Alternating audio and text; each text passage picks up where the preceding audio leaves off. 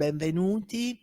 Tra l'altro la giornata di oggi è un ponte tra tante generazioni di questo istituto, perché ci sono gli alunni che attualmente frequentano l'istituto, gli alunni dato il tema, gli alunni dell'indirizzo classico e degli altri alunni in rappresentanza degli altri 3 indirizzi in cui si articola l'offerta formativa.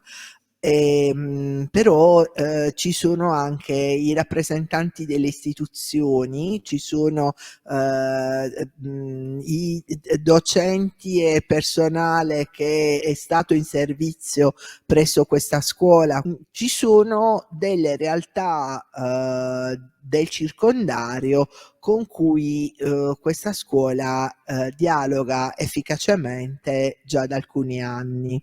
E passo la parola alla professoressa Antonietta Russo, che è la docente referente del certame latino putinianense, che introdurrà il professor Canfora. Grazie.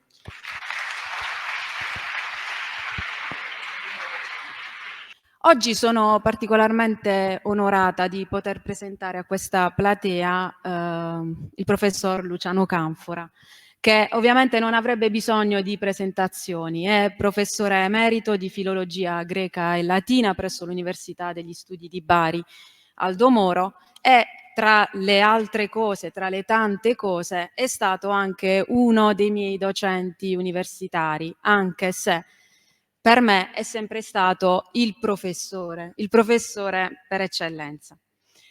Questa introduzione di oggi, infatti, non vi nascondo, è particolarmente sentita e partecipata da parte mia perché appunto ho avuto la fortuna e l'onore di condurre sotto la sua guida i miei studi universitari, peraltro arricchiti da una preziosa esperienza di dottorato ed anche un'esperienza all'estero in Francia.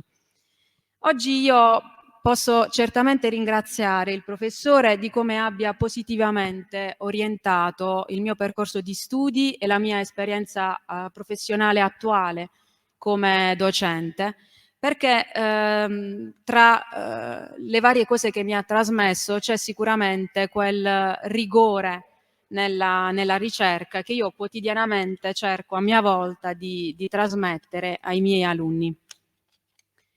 E proprio a voi ragazzi oggi vorrei rivolgermi. Sono emozionata per questa grande opportunità che vi si presenta, poiché molti di voi sicuramente sono in fase di orientamento universitario, altri hanno intrapreso da poco questo percorso di studi liceali.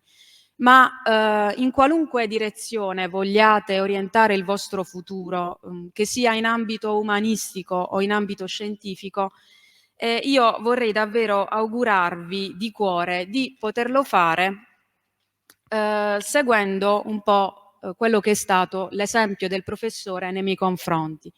Quindi vi auguro di cuore di proseguire il vostro percorso in questa direzione, nella direzione appunto del rigore nell'indagine, nella ricerca, attraverso un solido sistema di valori, la ferma difesa dei vostri ideali a qualsiasi costo, la difesa della libertà di espressione anche in quei contesti e in quelle situazioni in cui essa potrebbe risultare ostacolata o fortemente limitata, ma anche la capacità di analizzare in maniera molto molto lucida fenomeni politici, storici, non mancando mai di operare un confronto costante tra passato e presente.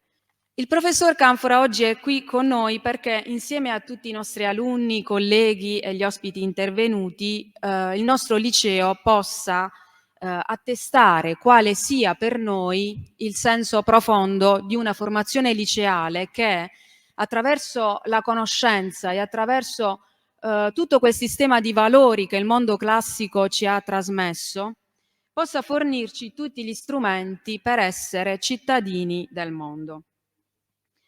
Gli studi del professore e il suo pensiero, certamente critico ma innovativo e talvolta anche provocatorio, ma sempre mirato a indagare a fondo la verità, sono costantemente al centro della nostra didattica quotidiana in classe. E infatti, professore, le devo raccontare che quando a gennaio, al ritorno dalle festività natalizie, ho comunicato ai miei alunni che lei di buon grado aveva accettato la nostra proposta, anzi con molto piacere la nostra proposta di essere qui con noi oggi, loro erano increduli. Infatti mi hanno detto: chi? Il professor Canfora? Forse perché, professore, l'hanno sempre vista attraverso uno schermo, negli approfondimenti sui libri di testo, pensavano che lei fosse fissato eternamente in una dimensione altra. E invece lei, accettando il nostro invito, ha reso possibile in maniera molto molto naturale quello che per noi oggi è un incontro davvero importante e con la stessa priorità che avrebbe riservato alle più note emittenti televisive o testate giornalistiche. Bene, oggi il professore ci parlerà di commedia e società ateniese. Sicuramente al professore farà piacere incrociare i vostri sguardi attenti e a voi tutti qui presenti non sfuggirà il nesso molto stretto tra commedia antica, di cui il professore ci parlerà, tradizione letteraria satirica, che è parte appunto del nostro certamen di latino, è la satira che caratterizza il nostro carnevale. Perché, come sappiamo, la commedia e la satira si prendono per intero le loro libertà per trattare temi che certamente uniscono passato e presente, poiché il mondo antico, come sappiamo, non è un mondo in sé concluso, chiuso definitivamente, ma custodisce un'anima giovane, pur essendo antico, custodisce un'anima giovane che è tutta racchiusa nella sua perenne, eterna attualità. Io adesso cedo con molto piacere la parola al professor Canfora e vi ringrazio.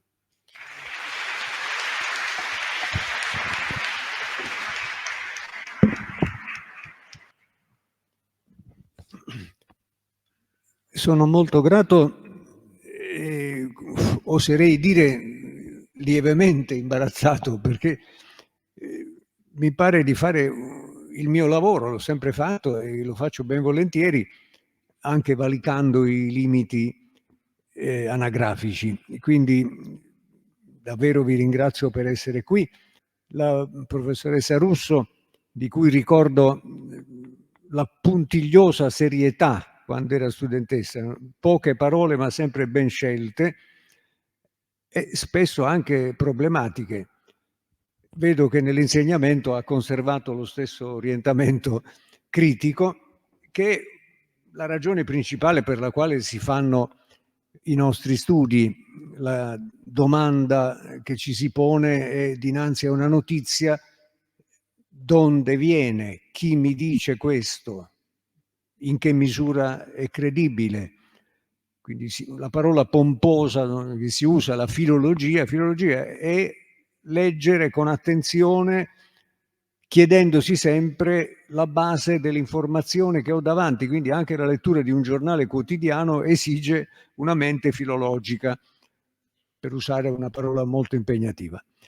Allora, noi abbiamo oggi un argomento che tante volte abbiamo incrociato anche nella realtà concreta, perché il teatro è una delle strutture più durevoli, con una garanzia, che cioè è commedia, quindi è uno scherzo. E va bene.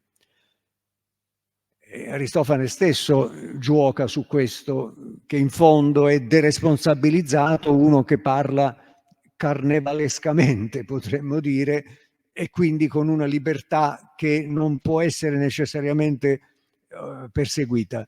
Ma non è sempre così.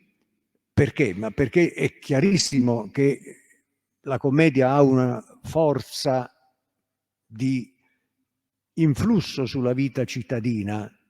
Ad Atene ci sono più feste che in tutto il resto della Grecia, che non è soltanto un fatto sacrale più o meno comprensibile, ma poi c'è un aspetto anche se può sembrare un po' banale, gastronomico, cioè si mangia la carne dei sacrifici, cosa che gli ateniesi non fanno nei giorni comuni della settimana.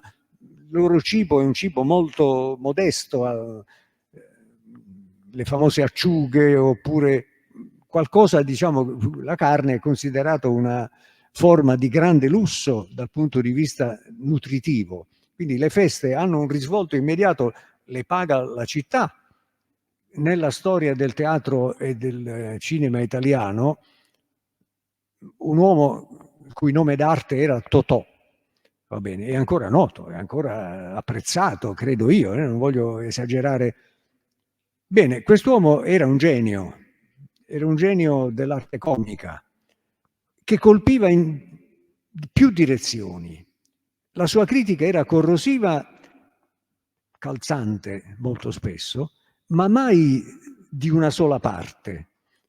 Il comico che si mette al servizio di una parte in maniera, diciamo, esplicita e strumentale perde quasi completamente la sua efficacia.